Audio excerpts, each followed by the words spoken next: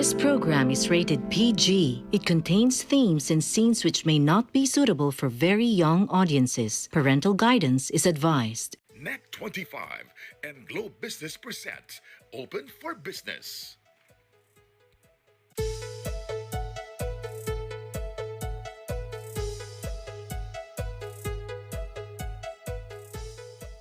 Welcome to Open for Business. Mapapanood nyo rin ang programang Open for Business sa Facebook at YouTube. Mag-like at mag-subscribe sa aming social media at Net25 TV. I am Cesar Vallejos. Welcome to Open for Business. Samahan ninyo kaming tuklasin ng iba't ibang pamamaraan kung paano mapaunlad ang inyong negosyo. Aalamin din natin mula sa mga eksperto ang mga pangunahing trends at mga strategiya kung paano natin mapapanatili ang negosyo, maliit man o malaki, ay maging laging open for business. Bago magkaroon ng COVID-19 pandemic, maunlad ang industriya ng fashion design. Metropolitan cities hosted annual shows with designers and celebrities coming from all over the world. 2020 was supposed to be an exciting year for the industry. Ngunit nang magkaroon ng pandemya, ipinatupad ang lockdown sa iba't ibang lugar. Kanselado ang mga fashion shows at marami ring fashion shops ang nagsara. It has been almost 2 years since the outbreak of the COVID-19 crisis with no end in sight. So what will be the future of fashion design and fashion in general? In this episode, we'll find out more about the fashion design industry during the pandemic with our guests from the Fashion Designers Association of the Philippines, Mr. Gil Granado and Jonathan Pagatuan. All these in this episode of Open for Business. This portion is brought to you by Globe Business. Hindi ka na mauhuli sa latest at what's trending. Kada umaga.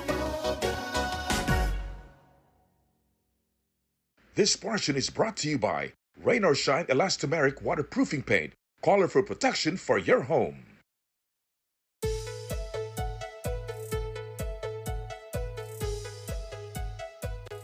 Welcome back to Open for Business. Today, we will be discussing a very exciting topic, the fashion design industry during the pandemic, with our guests from the Fashion Designers Association of the Philippines, Mr. Gil Granado and Jonathan Pagatuan. Magandang araw sa inyong dalawa. Ay, magandang araw din sa iyo, Cesar. Thank you for having us here. During the introduction I mentioned that, there is really a great impact of the pandemic to the fashion design industry. And I also mentioned that a lot of shops closed. Kasi we were telling off-cam, when we go to the malls, these fashion shops are the places where millennials or the matured set, or anyone, young, old, bata, matanda, babae, lalaki, we go to these, boutiques, to a lot of the fashion stores. This is where we get the trends. Pero nung pandemic, wala na lahat. So ngayon, kung ano na lang yung pambahay mo, pantulog mo, yun na yung fashion mo. So, ang una kong tanong, I'll go first with Gil. How were you affected by the pandemic? Well, to be honest, medyo na-hit ng matindi talaga ang fashion industry, especially dito sa atin. No? So, talagang even me, nahirapan din ako. And then, mostly mga members namin, and then the mga designers from all over, talagang nahirapan din sila. Talagang number one na na-hit din talagang fashion industry. Jonathan, ang Pilipino, alam natin na mahilig manamit, mahilig pumorma ang Pinoy. That's why we love events. We love attending weddings, birthday parties. So, ito ba, tingin mo, ay ang pandemya at ang fashion ay somehow paano naapektuhan ito sa pagiging maporma ng Pilipino? Actually, ang lahat ng yan sabihin nating namatay. It reaches the natural death. For the main reason that medyo nung buhay ang ekonomiya, buhay din ang ating pambulsang ekonomiya, I would say. Ang income power ng mga designers, ng manufacturer. We're not only dealing with designers. We're dealing with the fashion industry itself. It composes of manufacturers, among other things. So, kumbaga sa ano, parang, alam mo yung fashion kasi, sometimes it's being dictated by, like ngayon, ang click na click ngayon, yung mga K-pop group eh. So, it caters to the young genre. Then, yung mga oldies naman, they go for social, events like wedding, ninangs, among other things, yung mga ganyan. So, kumbaga sa ano, kung simple kang fashion designer o simple kang negosyante that you belong to the fashion world, kung maliit ang puhunan mo, yung ang malalaki, Hermes, Ralph Lauren, among other things, sila nag-downsize eh. They have the economic capacity. Pero to protect their interest, kumbaga sa nag-downsize sila, paano kaming maliliit? O kaya paano tayong maliliit? Which is Diba? my next question to Hill. Ikaw, Hill, I know that you also maintain a fashion house. You have your own boutique. At kumbaga, ikaw ay may mga tauhan din, nagpapasweldo ka din, di ba? May mga... So, ano yung naging pamamaraan mo para medyo magtuloy-tuloy pa rin? Did you totally, close it down or parang may iba ba kayong ginawa para somehow magtulong-tulong kayo tuloy-tuloy pa rin ang negosyo? Well, actually, before Cesar is ang store ko, to tell you. 3 stores ko. So, I don't have a choice but to close it. Tinira ko na lang yung nag-iisa kong store wherein talagang pinagsiksikan ko na lang muna lahat ng mga tao ko doon and then yung production ko. Kasi wala akong choice eh. Kailangan kong talagang magbawas muna ng ano. So, yun ang naging parang solusyon ko para maharap ko yung sa pandemic, yung sa business dahil talagang magsasuffer talaga. Ramdam ko na umpisa pa lang bago humit yung pandemic sa... So you said that you really one way really is to streamline your operations. Sabi mo nga. And like what Jonathan mentioned, even the big brands talagang they have to downsize. And ang isa pang napansin ko naman din doon yung how do you call it, the supply chain, di ba? Parang from the source of your fabric to all the raw materials that you get, di ba? Parang nakakaapekto yun. So sa'yo ba, when you did that, parang how was it, naisip mo ba, Hill, na ito, pansamantala lang ba ito? Or parang may time frame ka ba na I will wait for 6 months and eventually bubuksan ko to? Or parang wait and see ka din? Kumbaga parang kasi yung ibang ginagawa, di ba, plano na okay, dapat may short, may medium term, may long term. Eh lalo na ngayon, parang ngayon walang kasiguraduhan. Ano yung nasa isip mo? Ako kasi that time, Cesar, talagang doon ako lumugar sa talagang sa reality. Doon ako nag-base para maski pa paano itabi ko ng konti yung negosyo dahil talagang kung yung mga malalaki nga, like yung pinag-usapan natin, yung mga branded na is nag-downsize din sila, walang pinalagpas. Kaya yun ang ginawa ko na lang that time. Alam natin na ang fashion in general ay malaking business. Pero sa palagay mo ba, importante pa rin ba ang fashion noong panahon ng pandemya? Actually, ang fashion naman, hindi nawawala yan eh. Because sa ating mga tao, we are a fashion itself. Because of paano ka magdamit, paano mo iniisip, o paano mo iniisip ang magiging itsura mo pag lalabas ka. Of course, may mga tao na walang pakialam. They go out just like kahit na sira-sira yung short or whatsoever. We're talking about yung in general. So, depende yon sa estado ng buhay mo eh. At saka depende sa thinking, sa line of what you have in mind, to be short. Ang fashion is nandiyan dyan eh. Makikita mo ang tao pag lumabas, kahit na sabihin mo ordinaryo, you go to the business district, kahit na sabihin mong may uniform yan, kahit na anong ganda ng uniform, pag hindi niya kayang dalhin, pangit ang uniform. Diba? So when you dress up, you think of a color combination. Ano ba yung gagawin ko? Maganda ba itong rilos na to? Bagay ba dito? Ano bang sandals ko rito? So the fashion itself is within us. The designers and the manufacturers, sila lang yung kumbaga sa ano, parang nagtatayo, nag-establish ng trend. Diba? So, di ba, lumabas na nga yung pandemya. So, anong naging patok? PPE. Diba? Anong naging patok? Ang presidente namin nag-produce ng mask. So, even blankets. Yeah. Which mga- you know, I'm very excited with that thing because that's my next question there. But before I go to how you pivoted or how you thought of products or services, my question to you, Hil, is this.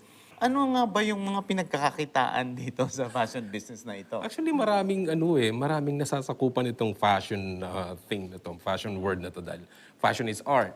So, ibig sabihin nun, kung ano yung kakayanan mong gawin, or like you can produce face mask katulad ng ginawa namin, PPEs, ano pa bang ginawa ng ibang mga designers natin, and mga dresses na pangtulog, easy to wear. And like katulad ko, nag-styling ako sa syempre, Sa mga shows sa natin. mga shows ng Net25.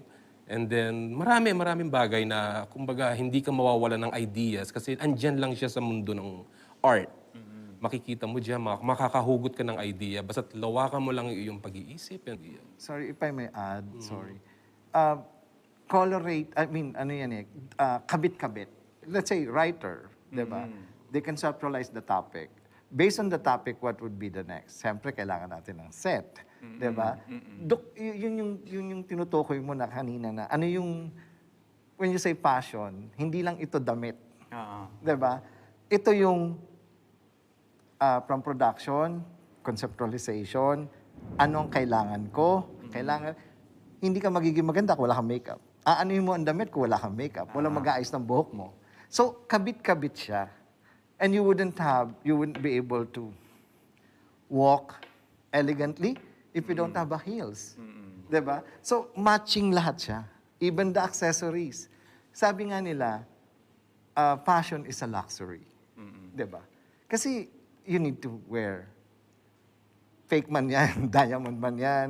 You have to match yourself to look good. So, umaga parang from head to foot talaga. Oo, oo. Pero, ang tanong ko sa iyo, Hil, alam natin na parang, as you mentioned, it's very clear now, you're telling me that fashion is art and fashion is business. And there's a lot of people who are dependent on this business and in this art. Pero, ang gusto kong itanong sa inyo, maybe let's start with the Hil ulit. Meron ba kayong discover na attitude or behavioral change naman ng mga tao when it comes to fashion during the pandemic? Sa tingin ko yung pagiging aggressiveness nila, the way na pag umorder sila online, so medyo excited ang mga tao. Ngayon, mas easier para sa kanila, yung mas mabilis na kukuha nila yung goods na gusto nila, yung items na gusto nila. Kasi sa katulad namin, sa mga negosyanteng once they purchase something, medyo tumatagal din. May weeks and umabot nga ng months bago na ma-deliver kung ano man yung in-order nila. Pero this time, online is talagang parang isang click lang, nandiyan yung gusto nilang di ba? Would you believe sa online, there are beautiful gowns and wedding gowns being sold at a very cheap price. Maniwala ka doon. So, paano kami lulugar? Can you imagine? Diba? Like 3,500 pesos for a wedding gown or for a gown? 8,000 against sa designer, na sabihin mo naloka yung designer, nauntog ng konti, 25,000 binigay. Kung ikaw yung ikakasal, tatanggapin mo 25 or 8,500 with about, di ba, yung pabulosong look ang gusto mo. So, yun yung naging changes. So, it is both positive and negative, di ba? Negative to some because like you are paid because of your expertise and your experience, I guess, di ba? And the Actually, length yun ang of the hindi service, nila, di ba? And the quality, di ba? Sabi nga nila, craft yun eh, di ba? That you have gained for several years. Kayo yung, kumbaga, parang may ilang sector na medyo talo. Pero positive naman sa iba dahil yung Correct. iba dati na hindi naman sila Jonathan Pagaduan o kaya Hil Granado, di ba? So, kumbaga parang sila ay baka yung nandun lang sa may kanto namin, biglang nag-online ngayon. Nung nag-online ngayon, that has also democratized the process. So, are you saying also that somehow it has, given more opportunities to entrepreneurs who are also call themselves designers? Yun nga lang, hindi kasi naiintindihan din ng mga kliyente minsan. Sorry. Alam mo hindi nyo, the whole idea of creating a design to become an art in reality, yun yung hindi mo kayang bayaran sa amin eh. Plus the effort. The idea. That's Yeah. ano ba, yung effort namin, how to manage of, exactly giving you the fabulous design na pag-usapan natin, because you're paying for this, diba? Yun ang kailangan namin i-deliver eh. Diba? Whereas if you settle for something, okay na to. May mga ganun kasing tao eh. Tulad ng sabi mo nga, ano ba yan? Remember, you were there eh. Nandun ka. Ang sabi niya ganun, magkano ang gown mo? Alam mo, sagot niya sa akin, hindi ko na banggitin yung pangalan ng senior na designer, ha? Sabi niya ganun, magkano gown mo? Ganito po. Hindi ka naman si ganito eh. Sandali lang po, excuse me ha. Punta lang ako, may check lang ako sa product. Hindi ko nilabas. You don't have the right to bastusin kami. Kasi you come to us, di ba? Hindi mo kami pwedeng maliitin. Kasi, ang sakit naman nun bilang... Parang you worked hard for it. So parang it is your length of expertise and which leads me to this question. So, kayo, para kayong as fashion designers or stylists or fashion consultants, you are very helpful and you have this power to create the image or the brand of a person, di ba? That's why you style celebrities, you style personalities. Ito yung tanong ko. Malapit na yung eleksyon, di ba? So, ngayon, dahil malapit ang eleksyon, how is fashion defining also a candidate? Dito ba, may i-describe nyo ba yun? Kunyari, pag ikaw, ang suot mo, pwedeng checkered or plain or ang kulay mo ay ganito. How do you connect fashion design with winning an election? Meron tayong magandang experience. Sige. We've been together kasi we've known each other for about a decade already. Oo, matagal na rin. Sige, paano? Sige lang, kwento mo, Hindi, Pres. kasi sa akin naman kasi, actually very challenging yan yung pagka pinasok mo yung politics na pagka meron kang isang kandidatong bibihisan, syempre maraming promises, maraming gusto yan. Sige, itong gagawin natin designs for you, ito yung it's either linen or what. Ito yung mga winning looks. Andun yung tipong nasa may peligro kami parate dahil pag natalo ang candidates yung syempre mayroong sisi papunta sa amin. May sisi pa rin kami. Oo. Kaya medyo umiiwas kami sa mga ganyan bagay. So in short, kumbaga parang kayo din, kumbaga pag nanalo, hindi kayo pwedeng i-credit, di ba? Pero pag natalo, posibleng kayo yung... Kami yung pwede. luhaan. Oo, Kami yung pwede. luhaan. Kasi kasama sa imaging yon, kasama imaging. sa branding. Kasi depende yan sa sa plataforma. We're not talking about politicians. We're talking about ano yung plataforma nila. Like for example, makamasa ako. So kailangan, hindi mo siya bibigyan ng suit, di ba? Hindi mo siya bibigyan ng linen na pabuloso ang dating. It has to be just a simple t-shirt and everything, di ba? Iba naman yun pag yung political gathering, that would be different. Pero pag sinabi mong campaign period, iba yun, depende yun sa plataforma. So you really have to adjust also the clothing, the fashion style to the market and to Oo the naman. people you are talking with. At saka ang dami kasi niyang pinagdadaanan.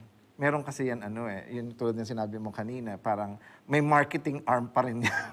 Ano ba, paano ka ba tayo ima-market? So yung market na yun would be totally dependent. Yung pasok ng designer, dependent on the marketing strategy. So hindi rin hindi rin basta-basta, no, I like to wear this and that's it. Hindi Hindi ganun basta-basta. yun. Oo. Pero may ganyan ding Merong mga politician. Nakala mo, ganito na yung sinabi mo na pag-usapan nyo, I don't like that. Ha? Diba?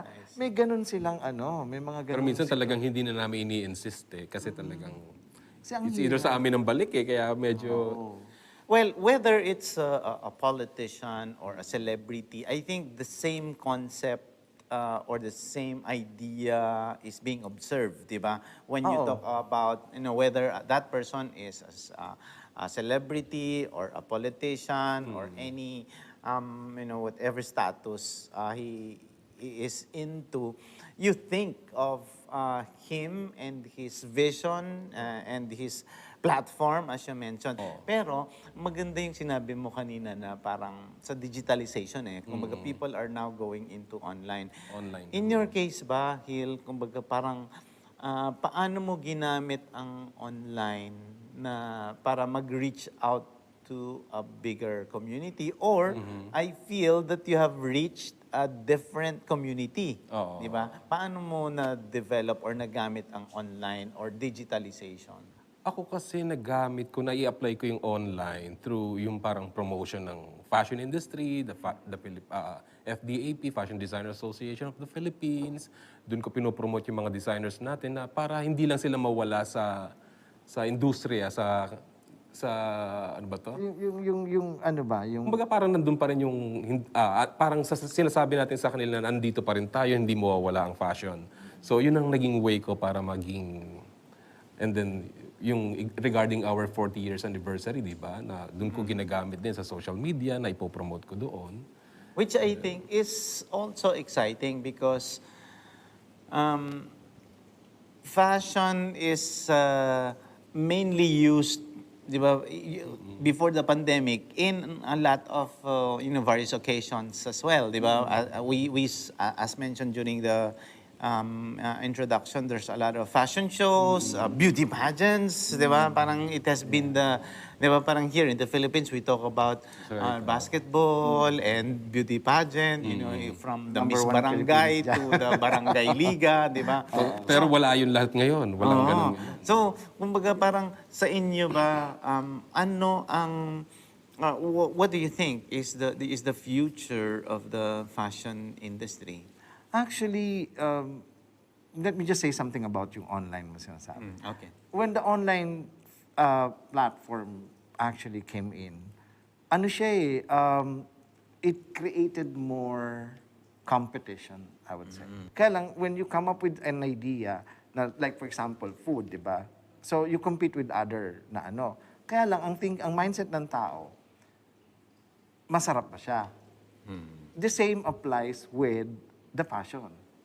So, yung mga designer, yung iba nag-push ng mga PPE, syempre comparable naman dun sa kumbaga ako designer, I can only produce this much and the market demands 1,000. If I can produce only 300, saan ako pupunta? Di doon ako sa may mas malaking seller na kaya yung capacity na sinasabi niya na I have 1,000 inventory of this. Now, I also like the beauty of you designers joining together, bonding yourselves together with the Fashion Designers Association of the Philippines, where you come up with specific projects. Kumbaga parang dito ba, nakikita mo rin ba, Hil, yung pagtutulungan ng mga fashion designers din sa industriya? At kumbaga parang bilang presidente ng Fashion Designers Association of the Philippines, ano yung mga proyekto niyo pa na naiisip na pwedeng parang makatulong din na mag-survive because parang napapansin ko nga sa inyo, parang mahilig din kayo sa branding, di ba? You have to be a Granado or kung merong Granada. So, ano yung what is it that you are thinking and what efforts are you doing to ensure that the other designers naman, who are not necessarily members, but parang they will also continue their passion in fashion. Kasi sabi mo nga, art yan di ba? Parang pag art din, di ba? Parang painter, kahit na hindi binibenta or hindi ka, ayaw mo ibenta, parang tuloy-tuloy lang. Pero ngayon, anong suporta bilang presidente ng fashion, ng asosasyon ninyo ang naibibigay mo at proyekto at paano nyo nagagawa? So right now kasi may mga projects din kaming online na ginagawa like yung nag-donate yung FDAP ng thousands of blankets sa mga hospitals, government hospitals na yun yung tinapos namin itong huli as part of our like 40 years anniversary ng association, right? So those are just a simple way na kung paano kami makakapag-contribute sa ating mga kababayan na talagang hindi naman tumatanggi yung mga designers natin and they're all willing to help naman and support the industry kaya hindi ako nahirapan din. Actually, yung suporta na ginagawa ng presidente, makatulong or something na ma-lift man lang yung mga members na talagang apektado. Although we are not physically present, we come up with idea of doing this, parang humanitarian aspect of Promotions. adding, helping other people. Kasi wala ka naman magagawa sa fashion pa sana ngayon pero yun yung way na para at least hindi sila mawalan ng pag-asa na kung nangangailangan sila, we are here as a group to help other people as well. And together with the name of the association, that brings us, kumbaga sa to realize somehow, siguro na, mas may mahirap pa sa atin, di ba? That's right. Yun And I think that's the essence of this show, Open for Business, to inspire more entrepreneurs, designers, or small business continue and never lose hope, especially during the pandemic. So my last question, we only have last 2 minutes. Let's start with Hill. Hill, ano yung maipapayo mo sa mga aspiring fashion designers then and for those who are who are already in the industry, how will they survive and hopefully continue to face the new challenges brought about by the pandemic? Okay. Well, ang ko lang is may advice ko lang is kung ano yung pangarap niyo, just do it. Kung gusto niyo makapasok sa mundo ng fashion, gawin niyo, wala naman pumipigil. Kasi sabihin na natin medyo ngayon nagpapahinga yung fashion industry, darating ang time na magiging masaya na naman ang industriya, magiging masigla na naman. Kaya ang advice ko is kung gusto niyo maging fashion designer or whatsoever na just do it. Gawin niyo na. Huwag kayong matatakot. May mga organizations tayo na pwedeng sumuporta sa inyo, and then yun. Ang sa akin naman is, kung ano yung gusto mo bilang designer, you have to follow it. Kasi hindi ka pupunta sa bagay na yan kung hindi mo gusto. And you will not be able to come up with a great design or an art. Kaya lang, ang sa akin lang, huwag mong kalimutan that it has to be coupled with one and first and foremost is a lot of prayers. God can help you because that will lead you. And second is that be humble all the time because your shining moment will come because of the product that you created, that you will be noticed. Diba? Because your creation speaks for yourself. Yun lang ang sa akin. Yes. And then follow your dreams, follow your passion, and that's it. Manalig ka sa Diyos, 100%. Yeah. Well, this has been a very exciting episode of Open for Business. I think this is our second time to discuss fashion because we also promoted designers or artists who made it in the global market, like Miss Notori. And with you now, you're very helpful in and still promoting the members of the Fashion Designers Association of the Philippines. We hope that you can help. We can help more fashion designers and artists, and. Indeed, fashion is art and fashion is business. And may not be the right person to talk about this, but your hair is your crown. And that is also part of fashion. Thank you very much, Mr. Gil Granado and Jonathan you. Pagaduan of the Fashion Designers Association of the Philippines. Open for Business. We'll be back. Stay with us.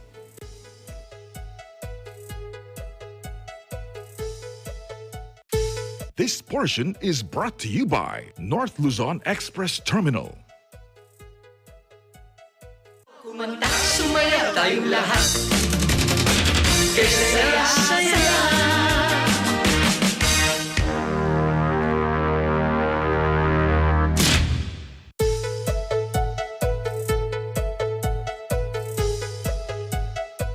Open for Business is back, and our term of the week is from Investopedia.com. Our term of the week is recessionista. A recessionista is a person who can shop on a limited budget and still manage to be up to date on the most current fashions. In other words, times of economic hardship do not prevent them from remaining stylish. A recessionista does not let a bad economy, a bear market, or high inflation damage their wardrobe and opts to instead search for sales and shop at discount stores. The pandemic has challenged fashion designers to think outside of the box. They had to adapt their collections and modify their operations so that their businesses could survive. Even though the future is unknown, what remains constant is their love for fashion, helping them to persevere and carry on in their work. And with that, our quote of the week is from the French fashion designer Coco Chanel. In order to be irreplaceable, one must always be different. Maraming salamat sa inyong panonood ng Open for Business. Thank you to our guests, Mr. Gil Granado and Jonathan Pagaduan, and our correspondents Randy Bernardino and Jasmine Agustin. Samahan ninyo kaming muli sa Open for Business sa susunod na linggo.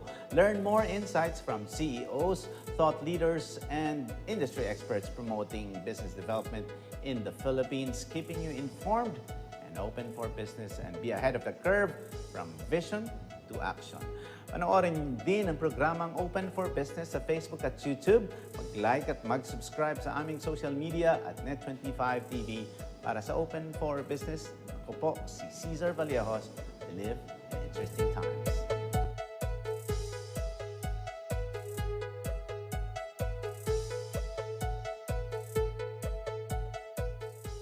Net25 and Globe Business presents Open for Business.